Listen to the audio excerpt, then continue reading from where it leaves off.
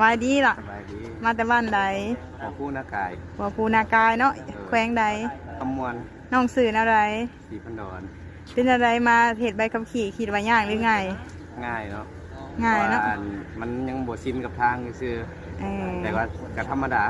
เลยขอบใจเด้อล่ะมืออื่นให้ผ่านเด้อ โดย สบายดีน้อง สบายดี มาแต่บ้านใด น้ำกระปอมึงใส่บททองแกงขมวน มาแต่แขวงขมวนเนาะเป็นอะไรมาเสียงเขาเหตุใบขับขี่คิดว่าแนวใด น่าจะได้สบายอยู่เบิ่ง สบายอยู่เนาะอันเรียนจบแล้วมีเวียกเหตุหรือบ่หรือว่ายังบ่มี ปัจจุบันก็มีเวียกอยู่ เหตุเวียกอยู่ไส อยู่บริษัทซีโนบ้านดงไตเมืองแกงขมวน โอ้อันบอกเกลือเหม็นว่าเขาเอิญอยู่หันสู้ๆเด้อเบาโสดหรือมีแฟนคนนี้ โสดลุงหนึ่ง โสดลูกหนึ่งอ่ะสู้ๆเด้อสบายดีน้องล่ะ สบายดี สื่อแนวใด ซื้อกันเงิน การเงินเนาะมาแต่บ้านใด มาแต่บ้านขนมเมืองบุรพาแกงขมวน อัน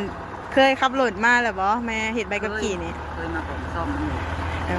แล้วมาบำรุงเห็ดใบขับขี่เอาเนาะคิดว่ายากหรือง่ายเห็ดใบขับขี่นี่ ซิวจาน ธรรมดาเนาะ แน่น สู้ๆเด้อโสดหรือมีแฟน ลูกปิด เลิกติดวันนี้ก็สู้